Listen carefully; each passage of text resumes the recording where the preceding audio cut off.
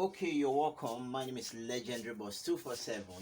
So in this video, we'll be looking at how to use our front draft of the trouser to get the back. So all you need to do again is just to fold your fabric into two like this. I have done that already. This is my fabric. Remember, I said whatsoever I'm doing here, exactly that you will do on your fabric, right? So I folded my fabric. Now if you don't want to fold too much, you can simply fold it 3.5 inches more than the first one, the first fold we used for the front. Remember that the first fold for the front was our thigh measurement divided by 2 plus 1 inch. That gives us 13 in this case, right? Our thigh is 24 divided by 2, 12 plus 1, 13. That is what we use in cutting the front, and it was just sufficient, right?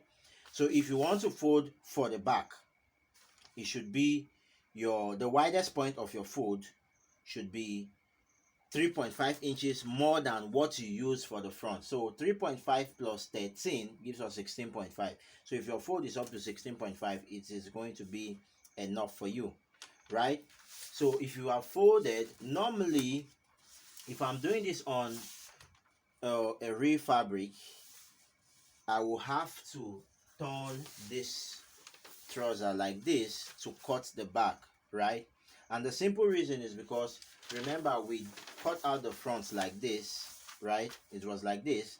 When you're doing this on fabric, you're going to have a wider space left here to cut the back, right? So we simply try to turn this down here like this, so that this wide part of the front goes to the wider part of the fabric that is left, right? That is just a system to economize your fabric, right? It just helps you to save some fabric, right?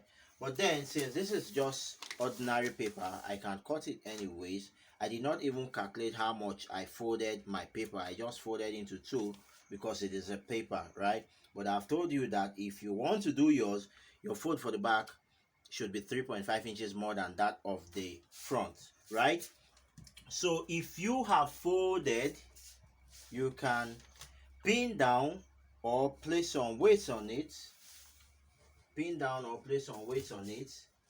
and then you do this adjustment to get your back. Please try to fold in a way that you don't waste your fabric, right? So if you've pinned down, you come to the ankle. Let's start from the ankle. For the back, you're going to give 2 inches here, 2 inches, 2 inches everywhere down to close to the knee here, 2 inches. That is, we are adding 2 inches to the front pattern there. And then at this point here, you give 3 inches. Now you can use 3.5 if the person is big. When I mean big, I'm talking about from a hip of 42 upwards or so. But then even 3 can work for anybody. But just remember that down here you're using 2 inches, while here you're adding 3 for ease, right? 3 for ease. So if you've done that, added your 3 there, you go to your hip area here, you want to add 2, you go to the waist, you add 2, and then we connect. First, let me put a straight line here. This is my crotch depth here. I have a straight line here to the 3 inches there, right? Then we connect like this,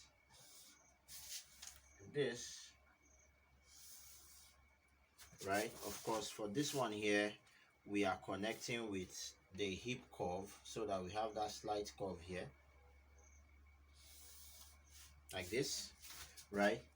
Then you're going to drop down this line by ½ inch, like this line here, drop down by ½ inch. Now some people usually have this issues here. When you're joining your front to the back on the inseam, you realize that the back inseam is slightly longer than the front. Yes, that is because of the 3 inches we added here. So you simply just need to drop down by ½ inch here, right, to shorten the length of this. You can actually measure the front inseam here and compare it with that of the back. you're going to realize that it is normally ½ inch longer, right? So that is why we are dropping here by ½ inch, and then you connect, right? For this we have this like this, and then of course your curve here. You can use your curve or you can use your free hand. You get here. Make sure you also have a nice curve at this point here, like this, right? Like this. And then for the waistline here, your center back waistline, you want to raise up by 1 or 1.5, right?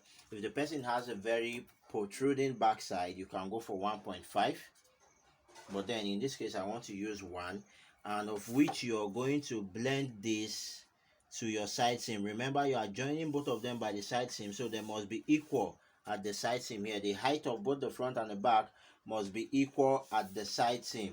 It is at this point we are adding 1 inch or 1.5 to the height of the front here.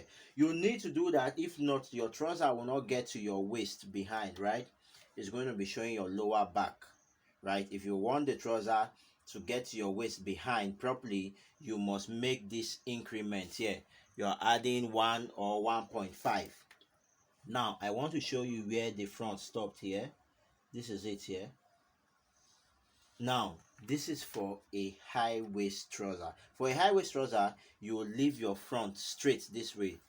Remember, we have not altered the waistline of the front here. But if it's a regular waist trouser, normal waist trouser, you are to slope down the front also by 1 inch, right? By 1 inch. 1 inch slope, like this. This is to go down the curve of the tummy, right? The curve under your tummy for the waistline. This is it here. You go down by 1 inch. Like I said, this is for a trouser, a normal waist trouser. You don't do this for a high waist. Okay, let me not cut it out. Let me simply fold it in for you like this, right? But then if you know you're making a normal waist trouser, you cut that out so that you have this depression on the front waist. The front waist comes down while the back waist rises up by 1 or 1.5. The front waist comes down by 1 inch, like this. This place I folded. So if it's a normal waist trouser, your front should look like this. But if it's a high waist trouser you are making, let the front still be straight. You can leave the front like that. You should leave the front like that, right? So those are the inches you're adding. Those are the modifications you're doing to your front to get your back. For the side seam, you are going to cut it exact. No changes. The base, the side seam exact. Why here we added 1 inch here, we added 222 here, we added 3 here. I said you can go for 3.5 for a big person, a fat person. Then here you continue with your 222 inches down.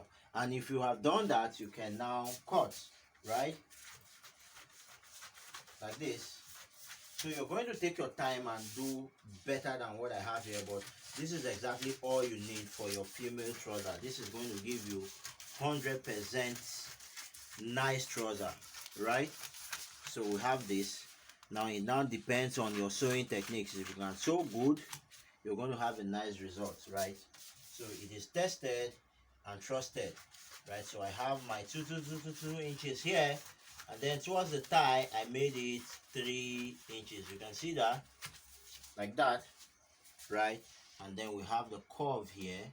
You want to go in straight like 1.5 or 2 inches before you now curve up like this. You went in straight, you go in straight on this line here like 1.5 or 2 inches before we now curve up, right? That is going to remove that excesses around the back hip, lower back hip, right? Under your butt there used to be some excesses when some persons make trouser under the butt. Right under the butt you'll see some baggy effect there, right? This is what eliminates it, right? If you don't create this curve well, let's say for instance you just go like this place is an excess that will create a bag under your butt.